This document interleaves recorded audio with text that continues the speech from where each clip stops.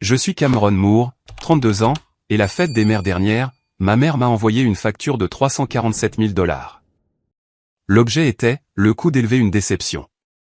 Avant de vous parler du message texte qui a détruit toute sa vie et l'héritage qu'elle pensait avoir sécurisé, laissez un commentaire ci-dessous et dites-moi d'où vous regardez. Je veux vraiment savoir qui est de mon côté aujourd'hui. Cela a commencé un dimanche matin. Le genre de dimanche censé être paisible. J'étais assis à ma table de cuisine, sirotant un café noir, écoutant la pluie taper contre la fenêtre de l'appartement que je partage avec ma fiancée Sarah. Nous parlions de choses sans importance, à savoir si nous devions réparer le robinet qui fuit ou simplement appeler un plombier. Les choses banales d'une vie bâtie sur le travail acharné et un budget soigné. Puis mon téléphone a vibré. Ce n'était pas juste un simple buzz. C'était une vibration qui semblait lourde, comme si elle portait de mauvaises nouvelles. J'ai jeté un coup d'œil à l'écran. Une notification de mail de Linda Moore, ma mère. Mon estomac a fait ce mouvement familier, celui qu'il faisait depuis que j'étais enfant. Chaque fois qu'elle exigeait de l'attention, j'ai ouvert le message. Je ne m'attendais pas à un joyeux dimanche ou à un « comment vas-tu » ? Ce n'est pas le style de Linda. Mais je ne m'attendais pas non plus à ce que j'ai vu. C'était une feuille de calcul Excel, une facture littérale. Un message était joint, « Cameron, puisque tu as décidé d'être absent du succès familial et de continuer à nous embarrasser avec ta médiocrité, j'ai calculé ce que tu me dois. C'est le coût d'élever un échec. J'attends qu'un plan de paiement soit discuté lors de la réunion. » J'ai ouvert la pièce jointe. Ma main ne tremblait pas. J'étais au-delà de ce point dans ma relation avec elle, mais ma prise sur le téléphone s'est resserrée jusqu'à ce que mes jointures blanchissent. Elle avait détaillé mon existence. Ligne 1, frais d'accouchement à l'hôpital et péridurale, 1992, 12 400 $. Ligne 15, couche, marque, UJ Pampers seulement. Année 0 à 2, 2800 $. Ligne 42, orthodontie bag. Année 12, 6500 $. Ligne 78, camp de football, que tu as quitté, 450 $. Cela continuait sans fin. Vêtements, nourriture, une part au prorata de la facture d'électricité de 1995 à 2010. Elle a même inclus le coût de l'essence qu'elle utilisait pour me conduire à l'école. Le total général, en gras et en rouge en bas, était de 347 000 $. Qu'est-ce que c'est ? A demandé Sarah. Elle devait avoir vu le sang me quitter le visage. Je ne pouvais pas parler. Je lui ai juste tendu le téléphone. Sarah est une personne calme. Elle est infirmière. Elle gère les traumatismes et les personnes déraisonnables pour gagner sa vie. Mais en faisant défiler la liste, ses yeux se sont écarquillés. Cameron, a-t-elle murmuré. C'est insensé. Elle t'a facturé tes propres fêtes d'anniversaire. Oui, ai-je réussi à dire, ma voix rauque, comme si j'avais avalé du papier de verre. Regarde la ligne 84. Fête d'anniversaire, 10 ans. Pizza et location de clown, 300 $. Enfant ingrat n'a pas assez souri. Sarah m'a regardé, l'horreur peinte sur son visage. Elle ne peut pas être sérieuse. C'est une blague ? Une mauvaise blague ? Linda ne plaisante pas, ai-je dit. Pas avec l'argent et certainement pas avec moi. Puis les notifications ont commencé. Digne, digne, digne. Mon téléphone s'est illuminé comme une machine à sous. J'ai regardé l'entête de l'email à nouveau. Je l'avais manqué la première fois parce que j'étais tellement concentré sur la pièce jointe. Elle ne l'avait pas seulement envoyé à moi. Elle avait mis en copie carbone toute la famille.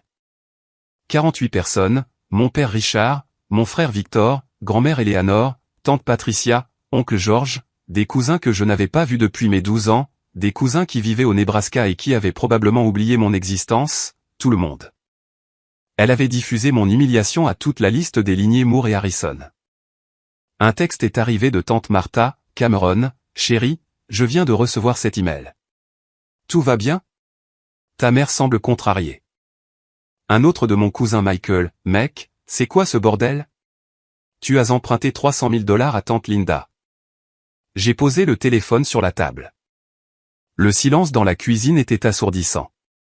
J'ai ressenti un mélange de honte et de rage, un cocktail que je buvais depuis l'enfance. La honte était automatique, le sentiment que j'étais peut-être un fardeau, que mon existence était un coup. C'est ce qui arrive quand on vous dit que vous ne valez rien pendant 30 ans.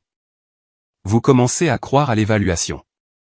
Mais la rage était nouvelle. Elle était froide et vive. Elle fait ça à cause de la réunion, ai-je dit, fixant la pluie.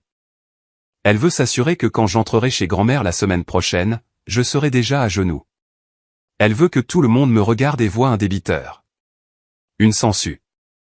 Sarah a tendu la main sur la table et a couvert la mienne. Sa paume était chaude. Tu n'es pas une sangsue, Cam. Tu es financièrement indépendant depuis que tu as 22 ans. Tu as payé tes propres études. Tu paies ton propre loyer. Tu ne leur as jamais demandé un sou. Je sais, ai-je dit. Mais la vérité n'importe pas à Linda. Il s'agit du récit. Il s'agit de contrôle. J'ai pensé à mon frère Victor, l'enfant prodige. Victor, qui avait 3 ans de plus. Victor, qui était associé dans un cabinet d'avocats, un emploi qu'il a obtenu parce que papa a fait jouer une faveur. Victor, qui vient d'acheter une maison coloniale à Wesley avec un acompte que maman et papa lui ont offert. Je parie que Victor n'a pas reçu de facture. Je parie que Victor a reçu un chèque. Je me suis levé et j'ai marché jusqu'à la fenêtre. Le reflet qui me regardait avait l'air fatigué. Je suis analyste financier. Je passe mes journées à regarder des feuilles de calcul, à trouver des divergences, à retracer les flux d'argent. Je sais comment les chiffres fonctionnent. Je sais que les chiffres ne mentent pas, mais les gens utilisent les chiffres pour mentir tout le temps.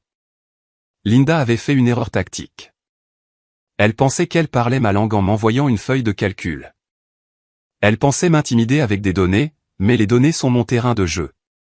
Elle veut se battre, ai-je dit doucement. Tu n'es pas obligé d'y aller, a dit Sarah. Nous pouvons sauter la réunion. Nous pouvons éteindre nos téléphones. Nous pouvons aller dans le Maine pour le week-end. Juste toi et moi. C'était une offre tentante. Mon Dieu, c'était tentant de simplement partir, de couper les ponts. Mais si je ne me montrais pas, Linda gagnait. Si je ne me montrais pas, l'histoire qu'elle racontait à la famille, celle que j'étais un échec qui avait siphonné ses finances, deviendrait le document permanent. Non. Je me suis retourné vers Sarah. J'y vais. Je me suis dirigé vers le comptoir où mon ordinateur portable était en charge. Je l'ai ouvert et sorti du mode veille. Mon fond d'écran était un paysage générique, calme et neutre. J'ai navigué dans mes dossiers, documents, personnels, impôts. Puis j'ai cliqué sur un dossier caché, un que j'avais créé il y a 3 ans et nommé simplement « Assurance ». Je ne l'avais pas ouvert depuis des mois. J'avais espéré que je n'aurais jamais à le faire. C'était mon option nucléaire. Ma boîte a brisé en cas d'urgence. À l'intérieur se trouvaient 3 fichiers. Un PDF, un relevé bancaire scanné de 2016 et un dossier de capture d'écran. J'ai regardé les noms des fichiers.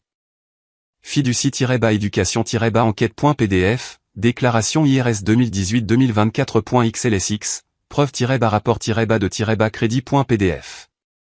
Qu'est-ce que tu fais? A demandé Sarah, se levant et venant se tenir derrière ma chaise. Je passe en revue les comptes, ai-je dit, ma voix était maintenant ferme. La honte avait disparu. Il ne restait que la précision froide d'un auditeur trouvant une divergence massive. Maman m'a envoyé une facture. Il est juste que j'audite ses comptes avant de payer. Mon téléphone a de nouveau vibré. Un texte de Linda cette fois. Rendez-vous chez grand-mère. Ne sois pas en retard. Et porte un costume. Essaie d'avoir l'air d'en avoir les moyens. Je n'ai pas répondu. Je n'en avais pas besoin. J'ai regardé l'écran de mon ordinateur portable. La lumière bleue se reflétait dans mes yeux. J'ai cliqué pour ouvrir le premier fichier. Les chiffres me regardaient. Dur. Indéniable. Criminel.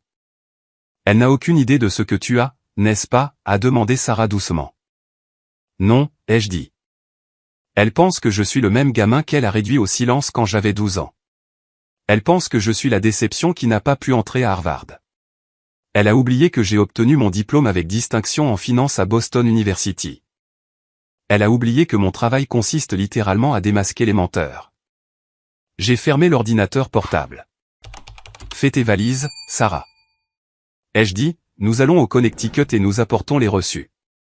Le trajet jusqu'à la ferme de grand-mère Eleanor dans le Connecticut prenait habituellement 3 heures, mais avec la tempête qui se dissipait et les routes mouillées, il a semblé plus long. Les pneus fredonnaient sur l'asphalte, un bourdonnement monotone qui donnait trop d'espace à mon esprit pour divaguer. Sarah conduisait. J'étais sur le siège passager, serrant une enveloppe Kraft comme s'il s'agissait des codes nucléaires. Chaque borne kilométrique passée ressemblait à un pas en arrière dans le temps, me dépouillant de l'homme confiant que j'étais devenu et me transformant à nouveau en l'enfant qui n'était jamais tout à fait assez bien. « Ça va ?» a demandé Sarah, les yeux sur la route, sa main serrant brièvement mon genou. Je pensais juste. J'ai menti. Je ne pensais pas. Je me souvenais. Je me souvenais de ma remise de diplôme universitaire. 2016.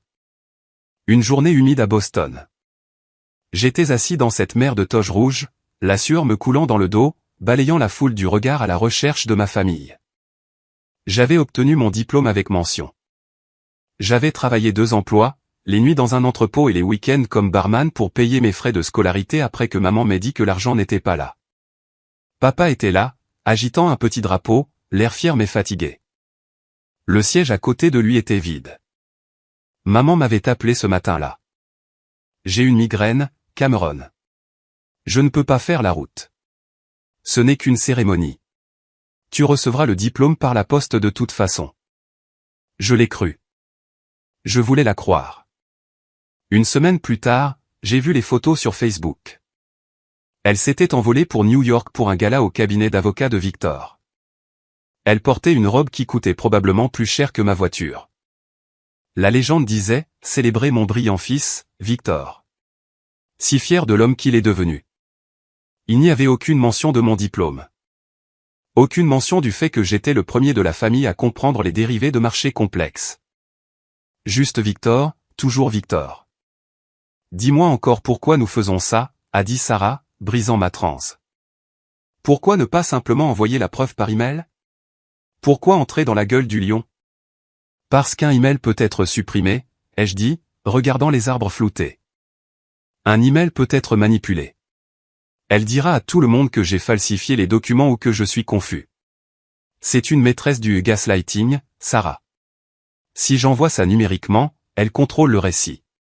Si je le fais en personne devant tout le monde, elle n'aura nulle part où se cacher. J'ai baissé les yeux sur l'enveloppe. L'abus financier n'a pas commencé avec le fonds universitaire. Ça a commencé petit. Ça a commencé avec les impôts de la famille.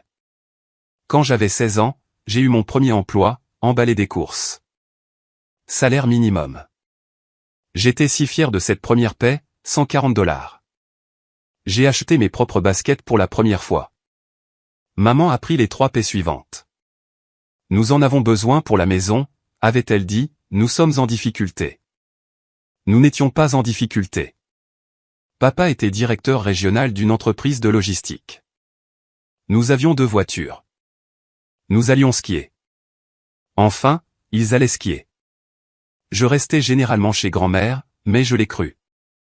Je pensais que j'aidais. Je lui ai donné des milliers de dollars pendant mon adolescence. Puis est venu le gros morceau, le fonds universitaire. Grand-mère Eleanor et grand-père Harrison, que Dieu ait son âme, étaient de la vieille richesse, pas des milliardaires, mais de l'argent confortable des terres agricoles du Connecticut. Ils croyaient en l'éducation. Quand je suis né, ils ont créé une fiducie identique à celle de Victor. Quand je suis entré à Boston University, je suis allé voir maman pour accéder au fonds. Je me souviens de la conversation avec vivacité. Nous étions dans la cuisine. Elle coupait des légumes, le couteau frappant la planche à découper avec des bruits agressifs. L'argent est parti, Cameron, avait-elle dit, sans même lever les yeux. Parti? Comment? Les marchés se sont effondrés. Mauvais investissement. De plus, nous avons dû en utiliser pour tes bagues et tes problèmes. Problème. C'était son mot de code pour dire que j'étais un enfant normal et actif. Mais le fonds de Victor allait bien, avais-je argumenté. Il est allé à la faculté de droit sans dette. Victor est différent, a-t-elle claqué, me désignant du couteau. Victor a un avenir dans lequel il vaut la peine d'investir. L'argent a manqué. Fais avec. Sois un homme. Alors je l'ai fait. J'ai contracté des prêts. D'une valeur de 67 000 $. J'ai mangé des nouilles instantanées pendant 4 ans. J'ai sauté les vacances de printemps. J'ai travaillé jusqu'à ce que mes yeux brûlent et j'ai obtenu mon diplôme.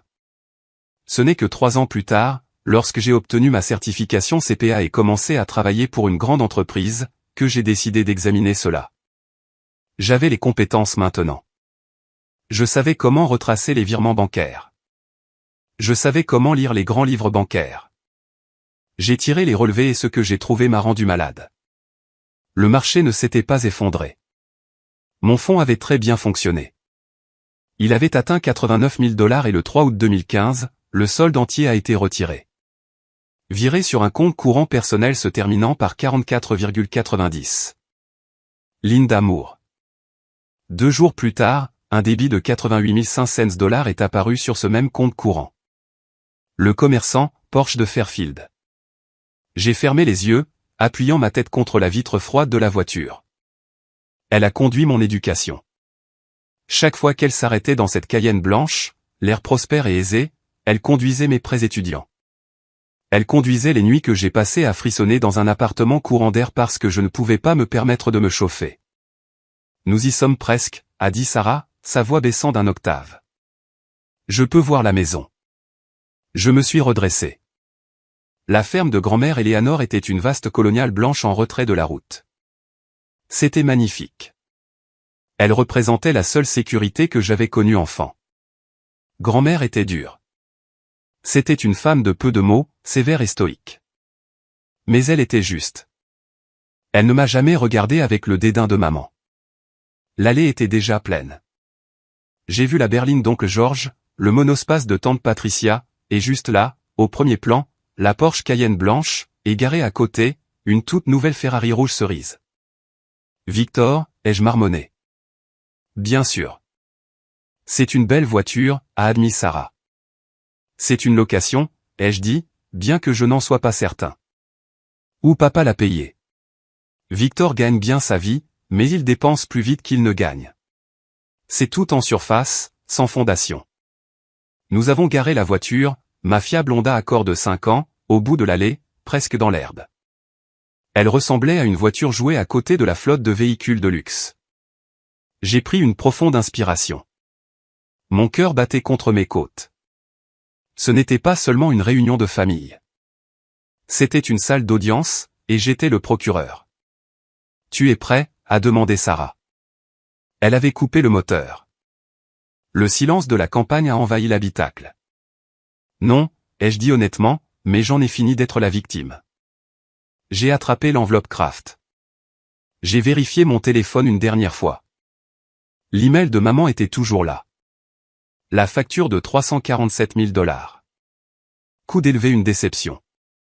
Allons payer la facture, ai-je dit. Nous sommes sortis de la voiture. L'air sentait l'herbe mouillée et le charbon coûteux. La fête avait déjà commencé. J'entendais des rires provenant du jardin, le son de personnes qui ne savaient pas que leur histoire familiale était sur le point d'être réécrite. J'ai marché vers la maison, la main de Sarah dans la mienne. Je ne le savais pas alors, mais grand-mère Eleanor nous regardait depuis la fenêtre du 2e étage.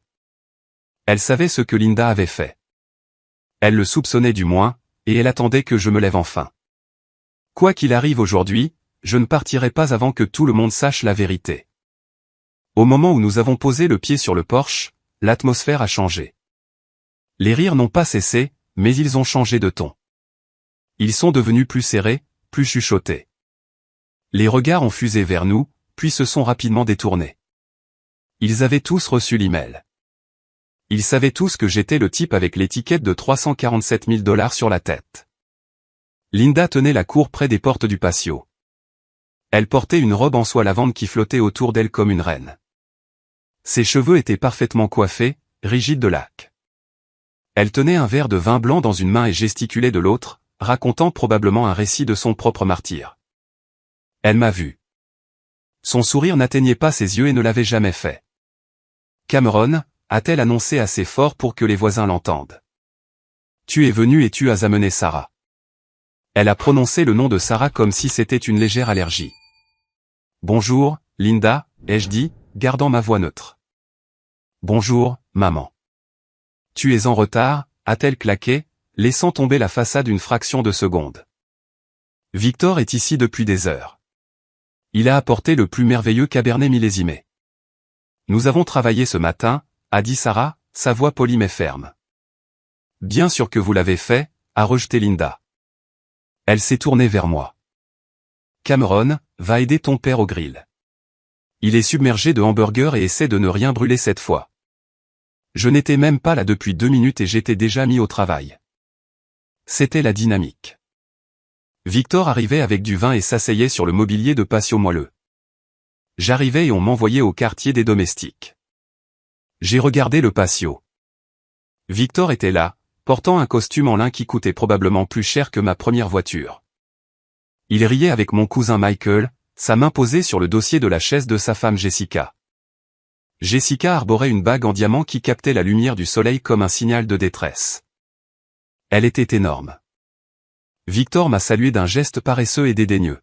« Salut, petit frère, prends-moi une bière pendant que tu y es. » J'ai senti la colère monter, chaude et vive, mais je l'ai refoulée. « Pas encore, me suis-je dit. Attends le bon moment. » J'ai marché jusqu'au grill. Papa était là, transpirant à travers sa chemise polo, retournant des galettes avec une détermination sinistre. Richard Moore était un homme bon, mais faible. Il aimait la paix plus que la justice. « Salut, papa, ai-je dit. » Il a levé les yeux, le soulagement se répandant sur son visage. « Cam, Dieu merci. Peux-tu prendre le relais? J'ai mal au dos. »« Bien sûr, papa. » Il m'a tendu la spatule. Puis il s'est arrêté, me regardant avec des yeux tristes. « J'ai vu l'email, Cam, ta mère. Elle est juste stressée. Tu sais comment elle est pendant les vacances. Ne le prends pas à cœur. Elle a envoyé une facture de 347 000 $ à toute la famille, papa. Elle m'a facturé les couches. » Papa a soupiré, s'essuyant le front. « Je sais. Je lui ai dit que c'était trop, mais tu la connais. Une fois qu'elle a une idée. » Il a laissé sa phrase en suspens, incapable de la finir. Il m'a tapoté l'épaule maladroitement. « Essaie juste de ne pas faire de scène. »« D'accord. Pour grand-mère. »« Je fais ça pour grand-mère, » ai-je dit doucement. Papa ne m'a pas entendu. Il s'éloignait déjà, échappant à la chaleur. Je suis resté là, retournant des hamburgers, observant ma famille. Je me sentais comme un fantôme à mes propres funérailles. Il mangeait ma nourriture, buvait du vin et chuchotait à mon sujet. Je pouvais voir tante Martha montrer l'email à oncle Bill sur son téléphone. Il secouait la tête, me regardant avec pitié. Pauvre Linda, disait-il probablement, devoir gérer un fils si désœuvré. Puis j'ai senti une présence à côté de moi. C'était grand-mère Eleanor. Elle se déplaçait silencieusement pour une femme de 80 ans. Elle s'appuyait sur sa canne, vêtue d'une robe fleurie et d'un cardigan malgré la chaleur. Ses yeux vifs et bleus ont plongé dans les miens. « Grand-mère, » ai-je dit, souriant sincèrement pour la première fois. « Joyeuse fête des mères. » Elle n'a pas souri en retour. Elle a regardé le grill, puis le patio où Linda riait bruyamment de sa propre blague. Elle a mis cette chose au mur, a dit grand-mère. Sa voix était comme des feuilles sèches, rauques, mais distinctes. Quelle chose? La facture. Elle l'a encadrée. Elle est au-dessus de la cheminée dans le salon. J'ai figé. Elle l'a encadrée. Elle veut que tu craques, Cameron, a murmuré grand-mère. Elle s'est rapprochée. Sa main serrant mon bras avec une force surprenante. Elle veut que tu cries. Elle veut que tu aies l'air instable pour pouvoir justifier de te couper complètement. Elle fait un coup pour le domaine. J'ai regardé grand-mère. J'ai réalisé alors qu'elle n'était pas juste une douce vieille dame. Elle était la matriarche. Elle voyait tout. Quoi qu'il arrive aujourd'hui, a dit grand-mère, ses yeux rivés sur les miens. Tiens bon. Tu m'entends? Tu as la vérité. Utilise-la. Elle m'a tapoté le bras et s'est éloignée avant que je ne puisse répondre. Utilise-la, elle savait. 1 heure plus tard, le déjeuner était servi. Nous nous sommes rassemblés dans l'immense salle à manger. La table était dressée avec la belle vaisselle. Nous étions 48 entassés. Le niveau sonore était élevé jusqu'à ce que Linda tape sa cuillère contre son verre de vin. Tout le monde, s'il vous plaît, a-t-elle rayonné. La pièce est devenue silencieuse. Linda se tenait au bout de la table. Je veux juste dire à quel point je suis béni de vous avoir tous ici. Être mère est le travail le plus difficile au monde. Bravo, a trinqué oncle Bill. Cela demande des sacrifices, a poursuivi Linda, sa voix tremblante d'une émotion feinte. Cela demande de donner tout ce que l'on a. Son corps, son temps, ses finances. Elle a fait une pause pour l'effet, ses yeux se posant directement sur moi. J'étais assis à l'extrémité de la table, près de la porte de la cuisine. J'ai eu la chance d'avoir 2 fils, a-t-elle dit. Victor, qui n'a apporté que de la fierté à cette famille. Victor a souri, levant son verre. Et Cameron, son visage s'est affaissé, un masque de déception tragique. Cameron, qui m'a enseigné la vertu de la patience et du pardon. La pièce était si silencieuse qu'on aurait entendu une mouche voler. J'ai envoyé un email plus tôt, a-t-elle dit, désignant le salon. Parce que je crois en la transparence, j'ai encadré une copie des coûts que j'ai engagés pour élever Cameron. Non pas pour être cruel, mais pour être réel, pour montrer le fardeau que j'ai porté. Elle s'est dirigée vers la cheminée et a montré le cadre. C'était là. Ma vie réduite à une dette. Cameron, a-t-elle dit en se tournant vers moi, je ne m'attends pas à ce que tu rembourses tout aujourd'hui. Je sais que tu as des difficultés, mais je veux une reconnaissance. Je veux que tu te lèves devant cette famille et que tu admettes que tu as été un fardeau pour nous. Je veux des excuses. 48 pères Dieu se sont tournés vers moi. Certains étaient ravis, attendant le drame. Certains étaient mal à l'aise. Sarah m'a serré la main sous la table si fort que ça a fait mal. C'était ça, le piège. Si je me mettais en colère, j'étais le fils ingrat. Si je pleurais, j'étais le faible. Je me suis levé. La chaise a raclé bruyamment sur le parquet. Vous voulez parler de chiffres, maman, ai-je demandé. Ma voix était calme, ce qui m'a même surpris. Je veux des excuses, Cameron, a-t-elle sifflé. Vous avez envoyé une facture, ai-je dit, m'éloignant de la table. Vous avez apporté la comptabilité à une réunion de famille. Vous voulez parler de coûts. Vous voulez parler de qui doit quoi. J'ai tendu la main vers mon sac et j'en ai sorti mon ordinateur portable. Puisque nous partageons des chiffres aujourd'hui, ai-je dit en marchant vers le grand téléviseur à écran plat fixé au mur, j'ai les miens. Assieds-toi, Cameron, a aboyé Victor. Ne te ridiculise pas. Tais-toi, Victor, ai-je dit calmement. Tu auras ton tour. J'ai branché le câble HDMI à mon ordinateur portable. L'écran s'est allumé. La pièce a halté. Ce n'était pas un film. Ce n'était pas un diaporama de photos d'enfance. C'était un relevé bancaire. Commençons par mon fonds universitaire, ai-je dit. L'image sur l'écran de 60 pouces était nette. C'était un PDF d'un formulaire de virement bancaire de la First National Bank, daté du 3 août 2015. Qu'est-ce que tu fais? La voix de Linda a monté. Éteins ça. C'est privé. C'était privé, ai-je dit. Ma voix se projetait clairement dans toute la pièce. Je me suis glissé dans ma personnalité professionnelle. Ce n'était plus un fils parlant à sa mère. C'était un analyste financier senior présentant des preuves de fraude à un conseil d'administration.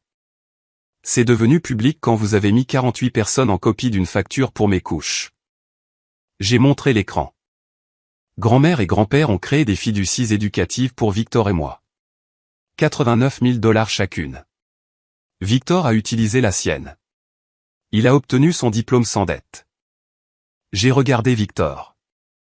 Il faisait tourner son vin, l'air agacé, mais pas inquiet. Il ne savait pas ce qui s'en venait. Quand j'ai demandé mon fonds, ai-je poursuivi. Maman m'a dit qu'il était parti. Elle a dit que le marché s'était effondré. Elle a dit qu'il y avait des dépenses imprévues. J'ai contracté 67 000 $ de prêts étudiants. Je les rembourse encore aujourd'hui. Intérêts inclus. J'ai payé plus de 20 000 $ d'intérêts seulement. Le marché s'est effondré, a crié Linda. Elle était debout maintenant, serrant sa serviette. Tu ne sais pas de quoi tu parles. Les chiffres ne mentent pas, maman, ai-je dit froidement. J'ai cliqué sur la diapositive suivante. L'écran a changé. C'était un historique de transactions. C'est le relevé de retrait, ai-je expliqué. 3 août 2015. Le solde entier de la fiducie Cameron Moore, 189 450 $ et 32 cents, a été retiré. Il n'a pas été perdu sur le marché. Il a été viré. J'ai cliqué à nouveau sur ce compte. L'écran affichait un relevé de compte courant personnel. Titulaire du compte, Linda Moore. Un murmure a parcouru la pièce. Tante Patricia a chuchoté. Oh mon Dieu, mais ce n'est pas le meilleur, ai-je dit, parce que l'argent ne disparaît pas. Il change de forme. 2 jours plus tard, le 5 août 2015, un chèque a été émis de ce compte. J'ai cliqué sur la télécommande. L'écran s'est rempli d'une image d'une facture de concessionnaire. Porsche de Fairfield. Montant, 88 500 $. Description, Porsche Cayenne 2016, intérieur cuir blanc. Je me suis tourné vers ma mère. Elle était pâle. Sa bouche s'ouvrait et se fermait comme un poisson hors de l'eau. Tu n'as pas perdu mon fonds universitaire, maman, ai-je dit, tu l'as conduit ici. Il est garé dans l'allée. Le silence était absolu. Tout le monde a regardé Linda. Puis ils ont regardé par la fenêtre le SUV blanc. La connexion a été établie. Le récit de la mère en difficulté s'est instantanément brisé. C'était de l'argent de famille, a bégayé Linda. Nous avions besoin d'une voiture sûre. L'ancienne tombait en panne. Je l'ai fait pour la famille. Tu as volé ton fils pour acheter une voiture de luxe. Oncle George a pris la parole. C'était un comptable à la retraite. Il regardait l'écran avec un examen professionnel. Linda, c'est un détournement de fonds fiduciaires. C'est illégal. J'étais la fiduciaire, a hurlé Linda. C'était à ma discrétion. C'était pour son éducation, a dit grand-mère Eleanor. Sa voix a coupé le bruit comme un couteau. Elle n'avait pas bougé de son siège, mais ses yeux brûlaient. J'ai mis ça en place pour son éducation, pas pour ton ego. Linda a tressailli comme si elle avait été giflée. Je n'ai pas fini, ai-je dit. Je ne fais que commencer. J'ai cliqué sur la diapositive suivante. Parlons des impôts. L'écran montrait les résumés des déclarations de l'IRS. J'ai déménagé quand j'avais 22 ans, ai-je dit à l'Assemblée. J'ai payé mon propre loyer, ma propre nourriture, ma propre assurance. Selon la loi, je suis un contribuable indépendant. Mais au cours des 6 dernières années, de 2018 à 2024, j'ai reçu des lettres étranges de l'IRS. Des audits, des retards. J'ai montré les lignes surlignées à l'écran.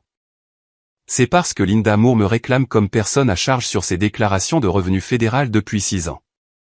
Non, a murmuré papa. Il fixait l'écran, le visage livide. Linda, tu m'as dit. Tu m'as dit que Cameron était d'accord. Tu as dit qu'il avait besoin d'aide avec ses déclarations, alors nous les avons regroupées. Je n'ai jamais accepté quoi que ce soit, ai-je dit à papa, je ne savais même pas. Elle m'a réclamé comme personne à charge pour obtenir la déduction. C'est de la fraude fiscale. Maman, vous vous êtes épargné environ 4 000 $ par an. Gain total, environ 24 000 $. Coût total pour moi, des années de maux de tête avec l'IRS et un score de crédit en ruine. Tout le monde le fait, a hurlé Linda. Elle perdait le contrôle maintenant. Son masque composé fondait. C'est juste de la paperasse.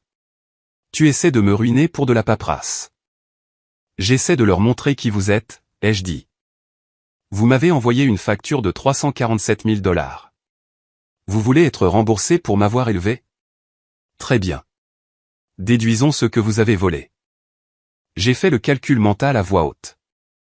89 000 $ pour le fonds universitaire plus les intérêts. Disons 120 000 $ plus 24 000 $ de bénéfices de fraude fiscale. Nous sommes à 144 000 $. J'ai regardé Victor. Il bougeait sur sa chaise. Il avait l'air nerveux.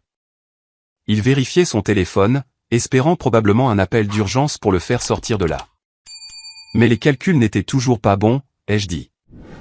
On me refusait des appartements. Mon score de crédit était nul même si je payais mes factures à temps. Alors, j'ai tiré mon rapport de crédit complet. J'ai regardé mon frère.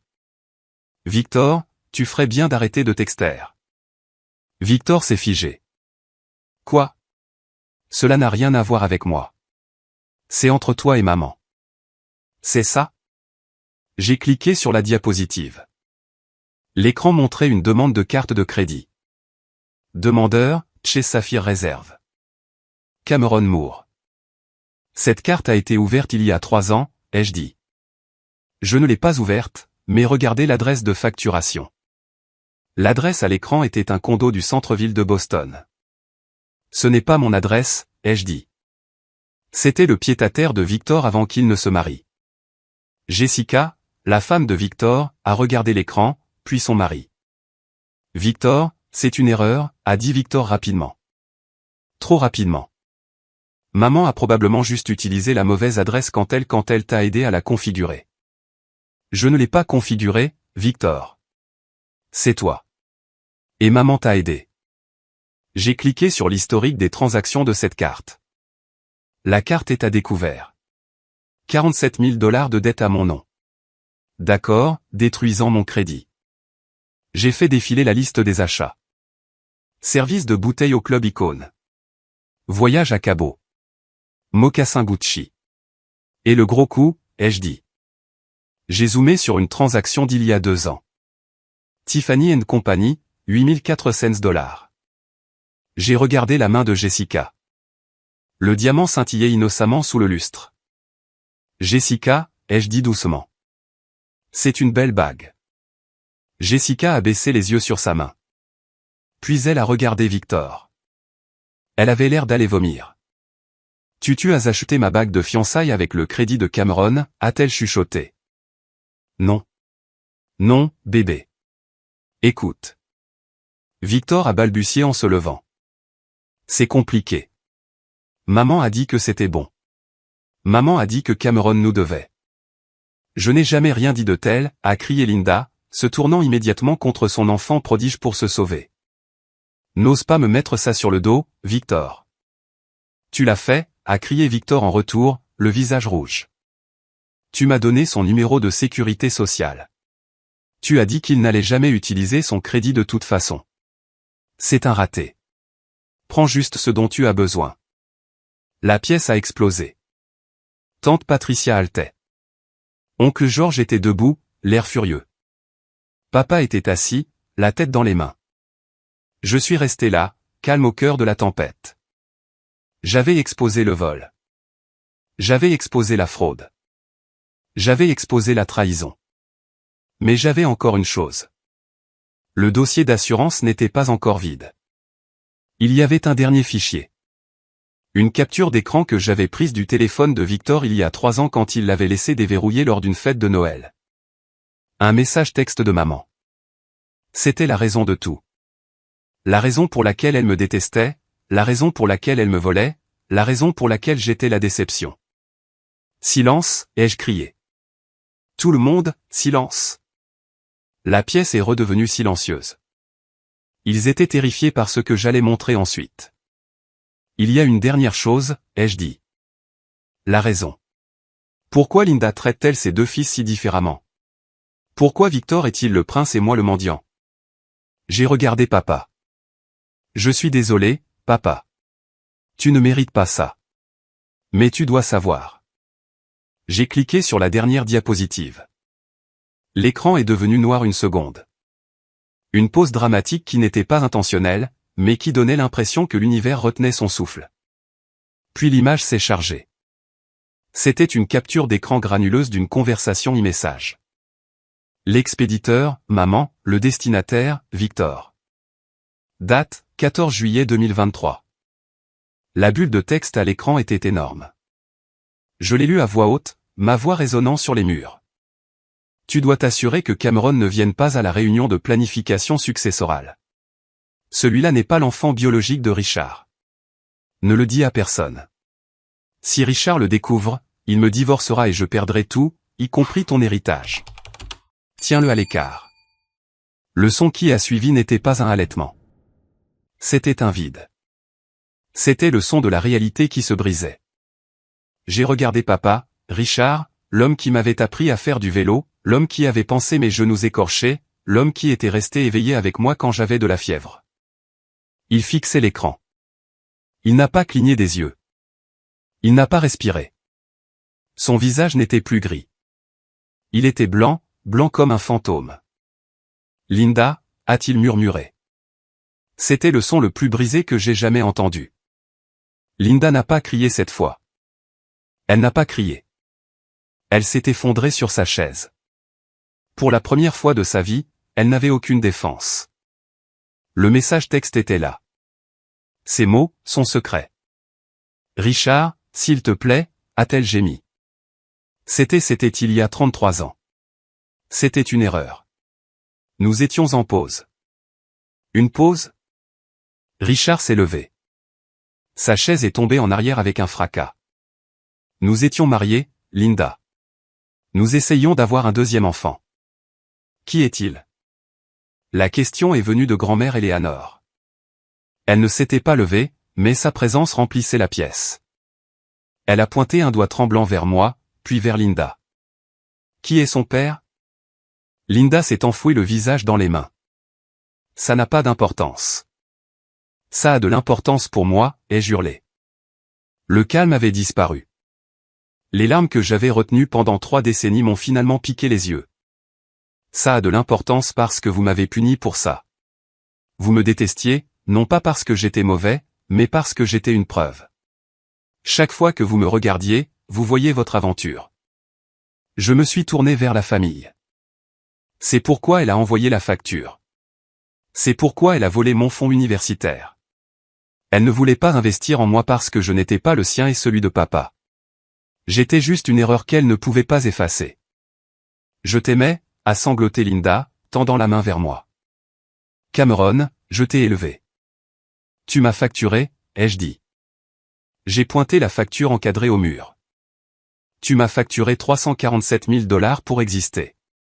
On ne facture pas les gens qu'on aime, maman. On facture les dettes. J'ai regardé Victor.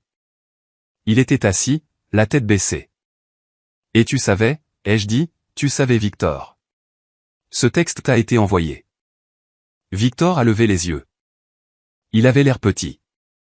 Elle m'a dit que si papa le découvrait, la famille se briserait. Elle a dit qu'elle nous protégeait. Elle protégeait son argent. J'ai craché. Et tu l'as aidé parce que tu voulais ton héritage. Tu m'as laissé penser que j'étais fou. Tu m'as laissé penser que j'étais juste le mouton noir. Mais tu savais tout le temps. Jessica, la femme de Victor, s'est levée. Elle a retiré la bague en diamant de son doigt. Elle a glissé facilement. Elle l'a laissé tomber dans le verre de vin de Victor. Plinc. Je vais chez ma mère, a-t-elle dit. Elle a attrapé son sac à main et est sortie par la porte d'entrée sans regarder en arrière. Victor l'a regardé partir, impuissant. Papa s'est approché de Linda. Il l'a regardée. Il n'a pas crié. Il l'a regardée avec une profonde, terrifiante déception. 28 ans, a dit papa. Tu m'as laissé l'élever. Tu m'as laissé l'aimer. Et tu as menti chaque jour. Je ne voulais pas te faire de mal, Richard, a plaidé Linda. Tu ne voulais pas te faire prendre, a corrigé papa. Il s'est tourné vers moi. Je me suis préparé. Je ne savais pas à quoi m'attendre. Allait-il me haïr? Allait-il me regarder et voir un étranger? Il s'est approché de moi. Il a posé ses mains sur mes épaules. Sa prise était ferme. Tu es mon fils, a-t-il dit. Sa voix s'est brisée, mais elle était assez forte pour que tout le monde l'entende. Je me fiche de la biologie. Je me fiche de l'ADN. J'ai changé tes couches. Je t'ai appris à conduire. Je suis ton père et tu es mon fils. Je me suis effondré. Je l'ai serré dans mes bras, enfouissant mon visage dans son épaule comme si j'avais de nouveau 5 ans. Nous sommes restés là, père et fils, au milieu des décombres de la vérité. Je suis tellement désolé, papa, ai-je murmuré. Je suis tellement désolé d'avoir fait ça. Non. Il s'est reculé et m'a regardé dans les yeux. Tu as apporté la lumière. Ça fait mal, Cam. Mon Dieu, ça fait mal. Mais tu as fait ce qu'il fallait. Il s'est retourné vers Linda. Je veux divorcer, a-t-il dit. Et je prends le chien. Puis il a regardé le reste de la famille. Je pars. Quiconque veut rester avec une voleuse et une menteuse, libre à vous. Mais si vous avez un minimum de décence, vous franchirez cette porte avec moi. C'est le moment qui a tout changé. Le moment où j'ai réalisé que le sang ne fait pas une famille. La loyauté le fait. La vérité le fait. J'avais passé toute ma vie à essayer d'acheter leur amour, à essayer d'être assez bon pour éviter le coup d'être une déception. Mais le coup n'a jamais été le mien à payer. L'exode fut rapide et brutal. Papa sortit par la porte d'entrée, ses clés de voiture tintant dans sa main. Il ne regarda pas en arrière. Un instant, personne ne bougea. Le seul son était les sanglots de Linda. Un son rauque et affreux qui résonnait dans la salle à manger silencieuse. L'écran derrière moi affichait toujours le message texte. Celui-là n'est pas l'enfant biologique de Richard. Puis les chaises ont commencé à grincer. Tante Patricia fut la première. Elle se leva, attrapa son sac à main et regarda sa sœur. Je t'ai défendu, Linda, pendant des années. J'ai dit à tout le monde que tu étais juste une dure mais juste. Tu es un monstre. Elle sortit. Oncle George suivit. Je contacterai l'IRS concernant la fraude, Linda. Je ne peux pas être complice de ça. Puis les cousins, Michael, Beth, ceux du Nebraska, ils se levèrent tous. C'était une réaction en chaîne. Personne ne voulait rester dans le rayon d'explosion. Les téléphones se mirent à s'allumer à nouveau. Digne, digne, digne. J'ai regardé mon téléphone. Le chat de groupe familial, plus d'événements familiaux, explosait. Tante Patricia a quitté le groupe. Cousin Michael a quitté le groupe. Oncle George a quitté le groupe. Puis vinrent les blocages. Je pouvais le voir se produire en temps réel sur le téléphone de Linda, qui était posé face visible sur la table. Les notifications affluaient, bloquées, des amis. En 10 minutes, la maison était presque vide. La nourriture était froide. Le vin était intact. Seuls 5 d'entre nous restaient. Moi, Sarah, grand-mère Eleanor, Victor et Linda. Victor était toujours assis à table, fixant la bague en diamant submergée dans son verre de vin. Il ressemblait à un homme qui s'était réveillé dans une maison en feu. « Tu as tout ruiné », a murmuré Victor en me regardant. « Tu es heureux, Cameron ? Maman va en prison. Jessica m'a quitté. La famille est détruite. Tu es heureux. » J'ai regardé mon frère. Je l'ai vraiment regardé. J'avais l'habitude de l'envier. J'avais l'habitude de vouloir être lui. Maintenant, je le plaignais juste. Je n'ai pas détruit la famille, Victor, ai-je dit calmement. J'ai juste allumé les lumières. La pourriture était déjà là. J'ai besoin de cet argent, a dit Victor, sa voix montant. Le cabinet, j'ai des problèmes, Cam. Je dois de l'argent à des gens. J'avais besoin de l'héritage. Trouve un emploi, ai-je dit. Et rembourse la dette de carte de crédit que tu as contractée en mon nom. Ou je vais à la police demain. Victor a tressailli. Il s'est levé, a pris la bague dans le verre et l'a fourrée dans sa poche. Il a regardé maman, qui était recroquevillée sur sa chaise. Il n'est pas allé la réconforter. Il a juste ricané. Merci beaucoup, maman. Excellent plan. Et puis l'enfant prodige est parti. Il est monté dans sa Ferrari de location et a démarré en rugissant, laissant sa mère seule. Maintenant, il ne restait que nous et grand-mère. Grand-mère Eleanor s'est lentement levée. Elle s'est dirigée vers la cheminée. Elle a tendu la main et a décroché la facture encadrée. Le verre a scintillé dans la lumière de l'après-midi. Elle l'a regardé longuement. Coup d'élever une déception. 347 000 $. Elle l'a jeté. Il s'est brisé contre l'âtre de briques. Le verre s'est brisé en 1000 diamants. Le cadre s'est cassé en deux. Linda a sursauté. Mère, a murmuré Linda.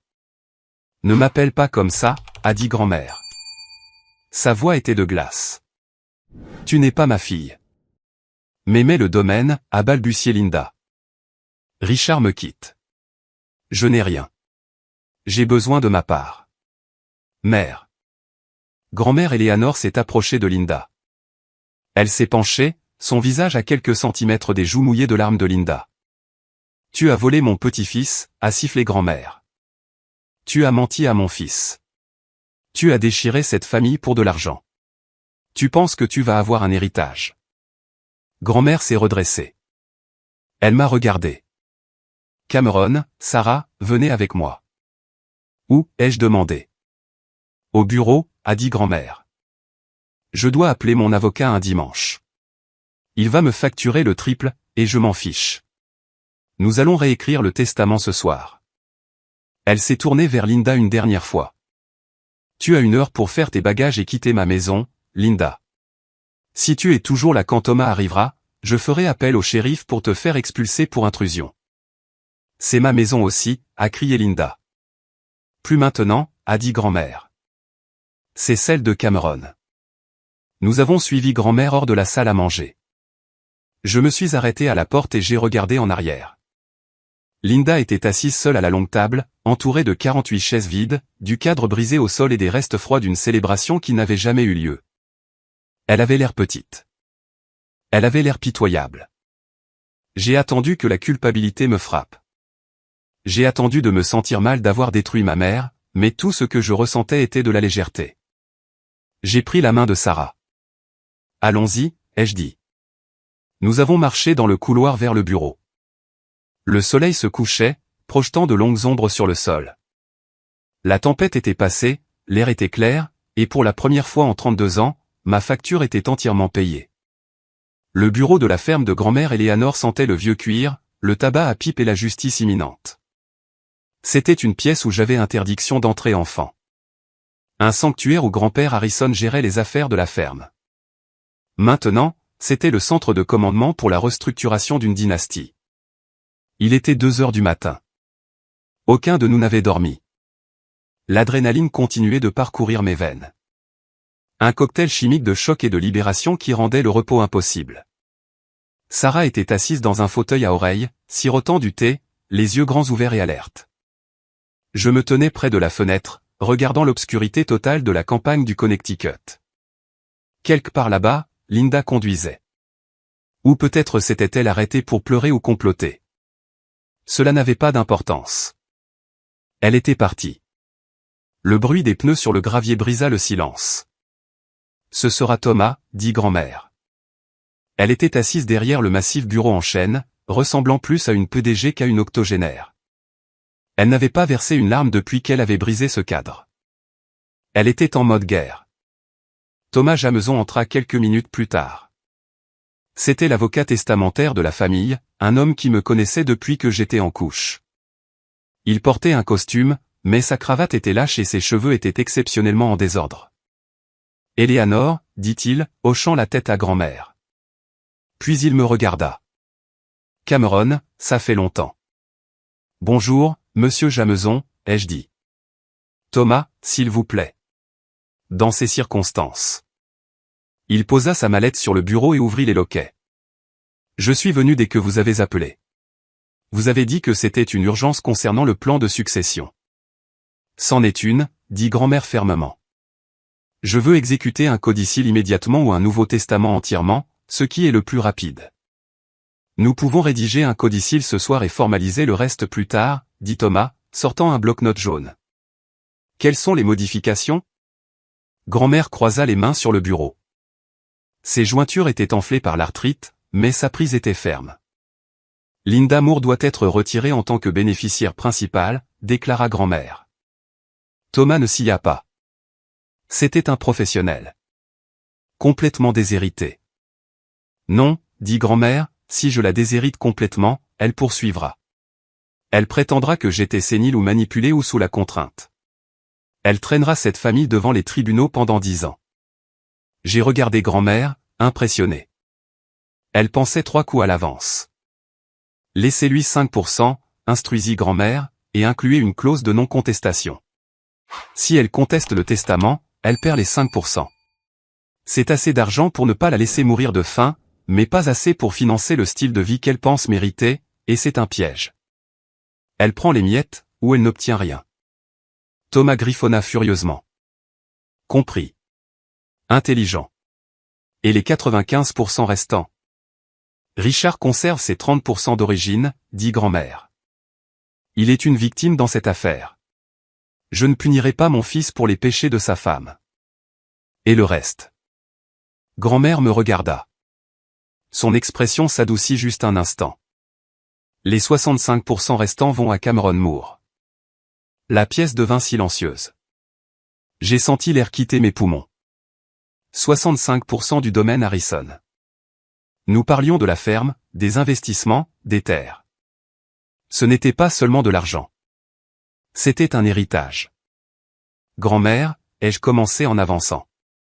Vous n'êtes pas obligé de faire ça. Je n'ai pas fait ça pour l'argent. Je voulais juste la vérité. Je sais. Elle me coupa. C'est exactement pourquoi tu le mérites. Victor a prouvé qu'il pouvait être acheté. Linda a prouvé qu'elle était une voleuse. Tu es le seul qui est tenu bon dans le feu et qui n'a pas brûlé. Elle se tourna vers Thomas. Rédigez-le. Je veux le signer avant le lever du soleil. Pendant que Thomas travaillait, le grattement de sa plume étant le seul son dans la pièce. Grand-mère ouvrit le tiroir supérieur de son bureau. Elle en sortit une épaisse enveloppe couleur crème. Elle semblait vieille. Les coins étaient légèrement pliés. Cameron, dit-elle, viens ici. Je marchai vers le bureau. Elle fit glisser l'enveloppe sur la surface en acajou. J'ai écrit ce chèque en 2016, dit-elle. C'était ton cadeau de remise de diplôme. Je l'ai donné à Linda pour qu'elle te le donne parce que je ne pouvais pas faire le trajet jusqu'à Boston cette semaine-là. Ma sciatique me faisait souffrir. Je fixai l'enveloppe. À Cameron, elle m'a dit que tu l'avais refusé, dit grand-mère doucement. Elle m'a dit, tu as dit, je n'ai pas besoin de la charité de grand-mère. Je vais y arriver seul. J'étais blessé. J'étais si fier de toi. Et je pensais que tu me rejetais. J'ai senti une boule se former dans ma gorge. Je n'ai jamais vu ça. Je n'ai jamais grand-mère, je pensais que vous vous en fichiez. Je pensais que vous étiez déçu que je n'aille pas à la faculté de droit comme Victor. Je me fiche de la faculté de droit, dit-elle, puis soupira. Ouvre-le. J'ai ouvert l'enveloppe. À l'intérieur se trouvait une carte manuscrite et un chèque. Le chèque était à l'ordre de Cameron Moore. La date était le 20 mai 2016. Le montant était de 50 000 $. Elle l'a gardé, ai-je murmuré. Elle ne l'a pas encaissé parce qu'elle ne pouvait pas falsifier ma signature sur un chèque de cette taille sans attirer l'attention de la banque. Alors, elle l'a juste caché. Elle m'a laissé me noyer dans les prêts étudiants pendant que ça restait dans un tiroir quelque part. Non, dit grand-mère. Je l'ai trouvé dans son sac à main aujourd'hui quand elle a laissé son sac dans la cuisine pour aller faire son petit discours. J'ai fouillé. Je soupçonnais Cameron. Je soupçonnais depuis des années qu'elle interceptait des choses. Aujourd'hui, j'avais juste besoin de preuves. Elle tendit la main et prit le vieux chèque de ma main. Elle le déchira en deux. Puis elle sortit son chéquier. Ce chèque est périmé, dit-elle en décapuchonnant son stylo. Et franchement, avec l'inflation, ce n'est pas suffisant. Elle écrivit un nouveau chèque. Elle le déchira d'un coup sec et me le tendit. 100 000 $. Rembourse tes prêts étudiants, ordonna-t-elle. Rembourse cette dette de carte de crédit que Victor t'a mise sur le dos, et répare ton crédit. Je veux que tu commences ta vie, Cameron. La vie que tu aurais dû avoir il y a 10 ans. J'ai regardé le chèque, puis Sarah, puis grand-mère. Le poids de la dernière décennie, les nuits blanches, les crises de panique à cause des factures, le sentiment de noyade a commencé à se dissiper. Ce n'était pas seulement l'argent. C'était la validation. C'était la reconnaissance que je n'étais pas fou et que je n'étais pas un échec. Merci, ai-je dit, la voix nouée. Grand-mère, je ne deviens pas sentimentale. Elle a agité la main de manière désinvolte, bien que ses yeux fussent humides. Thomas, ce document est-il prêt? Prêt pour signature, dit Thomas. Nous l'avons attesté. Sarah et moi avons signé en tant que témoins du codicille. À 3h45 du matin, Linda Moore était officiellement dépossédée de son pouvoir. Les mois suivants furent un tourbillon de victoires administratives. Avec le chèque de grand-mère, j'ai pulvérisé mes prêts étudiants. Je me suis connecté au portail que j'avais vérifié obsessivement pendant des années, j'ai tapé le montant total du remboursement et j'ai cliqué sur « Envoyer ». Voir le solde passer à $0 était mieux que n'importe quelle drogue. Puis je me suis attaqué aux cartes de crédit. Je ne les ai pas seulement payées. J'ai déposé la plainte comme promis. J'en ai envoyé une copie à Victor. Il m'a appelé en suppliant, en pleurant, disant que cela ruinerait sa carrière. Tu as ruiné mon crédit pendant 3 ans, Victor, lui ai-je dit. Tu as acheté une bague en diamant avec mon identité. Je ne porte pas plainte si tu me rembourses chaque centime dans les 30 jours. Si tu manques la date limite d'1 heure, je remets le dossier au procureur. Il a vendu la Ferrari. Il a liquidé son portefeuille. Il a emprunté de l'argent à son cabinet, mais il m'a remboursé $47 000 plus les intérêts. Mon score de crédit est passé d'un misérable 580 à 750 en 6 semaines. Nous avons déménagé de notre petit appartement vers une maison de ville avec un jardin. Sarah a enfin eu la cuisine qu'elle méritait. Mais le plus grand changement n'était pas financier. Il était mort. Richard Moore a déménagé dans un petit condo près du port. Il avait l'air 10 ans plus jeune. Il n'était plus voûté. Il a adopté un golden retriever nommé Buster. Nous avons commencé à dîner tous les dimanches. Juste moi, Sarah, papa et parfois grand-mère. Nous n'avons jamais parlé de Linda. Elle était devenue un fantôme dans nos vies, un mauvais souvenir dont nous guérissions collectivement. Je pensais que c'était fini. Je pensais que l'histoire se terminait là, les méchants vaincus et le héros obtenant l'or. Mais la vie n'est pas un film. Les méchants ne disparaissent pas simplement. Ils traînent et parfois ils essaient de revenir pour une suite. C'était un mardi d'octobre quand la lettre est arrivée. Pas d'adresse de retour, juste un cachet de Dayton, Ohio. J'étais assis sur mon nouveau Porsche, tenant l'enveloppe. Je savais ce que c'était, ou plutôt de qui cela venait. Je l'ai ouverte. L'écriture était soignée, bloc, masculine. Cher Cameron, je m'appelle Michael. Je ne veux pas perturber votre vie, et je ne demande rien. Je voulais juste que vous sachiez que j'existe. Votre mère et moi avons brièvement travaillé ensemble en 1991. Quand j'ai entendu les rumeurs, les nouvelles voyages vite dans les familles, j'ai fait un test. Il semble que nous soyons liés. J'ai une vie ici. J'ai 2 filles. Ce sont vos demi-sœurs. Si jamais vous voulez les connaître ou me connaître, la porte est ouverte. Sinon, je comprends. Je ne voulais juste pas que vous pensiez que vous veniez de nulle part. Respectueusement, Michael. Je l'ai lu 2 fois. Sarah s'est assise à côté de moi, me tendant une bière. C'est lui, a-t-elle demandé. Oui. Comment te sens-tu? J'ai regardé les feuilles d'automne tomber dans le jardin. J'ai pensé à papa Richard. J'ai pensé à lui m'apprenant à me raser. J'ai pensé à lui assis dans la voiture en pleurant, me disant que j'étais son fils indépendamment de l'ADN. Je me sens bien, ai-je dit. Je suis curieux. Peut-être qu'un jour je le rencontrerai. Peut-être que je rencontrerai ses sœurs, mais pas aujourd'hui. J'ai plié la lettre et l'ai mise dans ma poche. J'ai déjà un père, ai-je dit. Je n'ai pas besoin d'un remplaçant. J'avais juste besoin de connaître la vérité. Je suis rentré et j'ai rédigé un court email à l'adresse que Michael avait fournie. Je l'ai remercié pour son respect. Je lui ai dit que j'avais besoin de temps. Il a répondu immédiatement, prenez tout le temps dont vous avez besoin. C'était une interaction saine. Pas de drame, pas d'exigence. C'était l'exact opposé de tout ce que Linda m'avait jamais donné. En parlant de Linda, elle m'a pris au dépourvu 2 jours plus tard. Je quittais mon immeuble de bureau au centre-ville de Boston. Il pleuvait à nouveau. Un retour à ce dimanche où l'email était arrivé. Je marchais vers ma voiture, parapluie à la main, quand une silhouette est sortie de derrière un pilier en béton. C'était elle. Elle avait l'air diminué. C'est le seul mot pour la décrire. La Linda Moore qui régnait sur les réunions comme une reine était partie. Ses cheveux étaient attachés en un chignon désordonné. Elle portait un manteau qui semblait dater de quelques saisons. Elle avait l'air fatiguée. « Cameron » a-t-elle dit. Sa voix était rauque. Je me suis arrêté. Je ne me suis pas rapproché. J'ai maintenu un rayon de 3 mètres.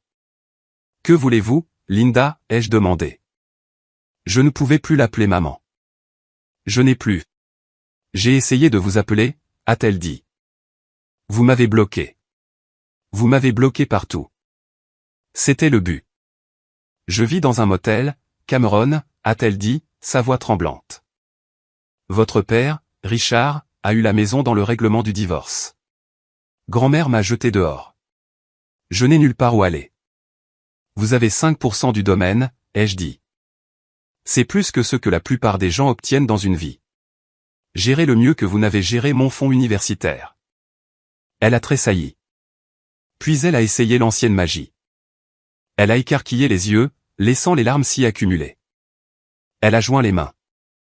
Je suis ta mère, a-t-elle murmuré. Je t'ai donné la vie. Je t'ai porté pendant 9 mois. Est-ce que cela ne signifie rien?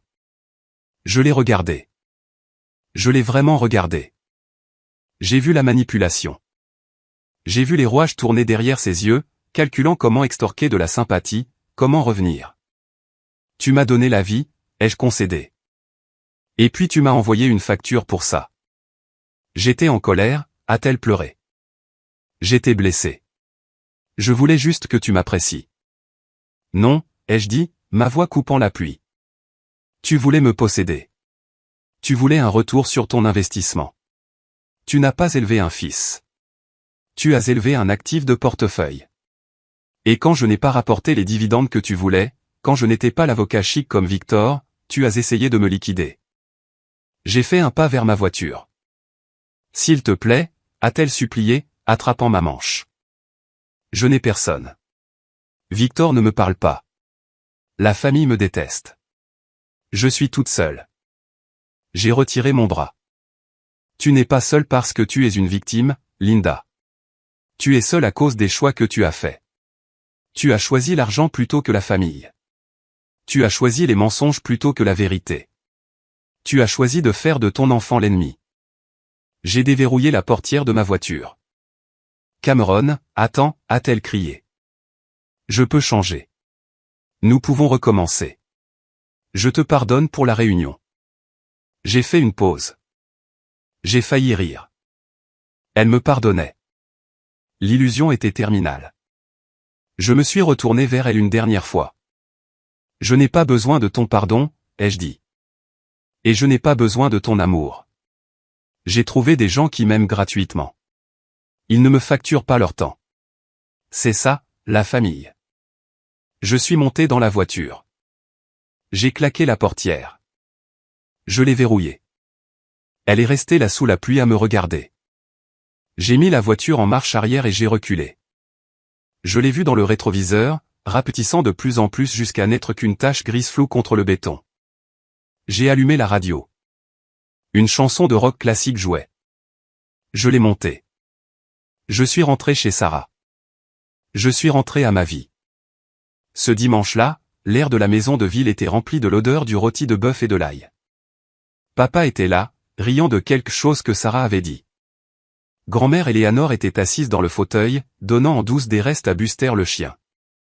Je me tenais sur le pas de la porte de la cuisine, les regardant. C'était ça. C'était le bénéfice de l'affaire. J'avais payé un prix élevé pour arriver ici. J'avais payé avec mon enfance, avec ma confiance, avec des années d'anxiété. Mais en les regardant maintenant, mon vrai père, ma grand-mère féroce, ma fiancée aimante, j'ai réalisé quelque chose. J'étais l'homme le plus riche du monde. Ma facture était payée. Mon bilan était équilibré. Et pour la première fois, j'étais en positif. Avant de partir, je veux partager quelques vérités que cette expérience a gravées dans mon âme. Je sais que l'histoire était lourde et que vous avez peut-être cliqué pour le drame, mais j'espère que vous resterez pour la leçon. Premièrement, l'indépendance financière est votre bouclier. Si je n'avais pas été financièrement indépendant, si j'avais encore dépendu de Linda pour le loyer ou les factures, je n'aurais jamais pu lui tenir tête. L'argent ne sert pas seulement à acheter des choses. Il sert à acheter votre liberté. Il s'agit d'avoir l'argent nécessaire pour vous éloigner des situations toxiques. Si vous êtes jeune ou si vous êtes bloqué, donnez la priorité à votre liberté financière. C'est le seul moyen de briser le cycle de contrôle. Deuxièmement, la famille est un verbe, pas un nom. La biologie est un accident de naissance. La famille est un choix.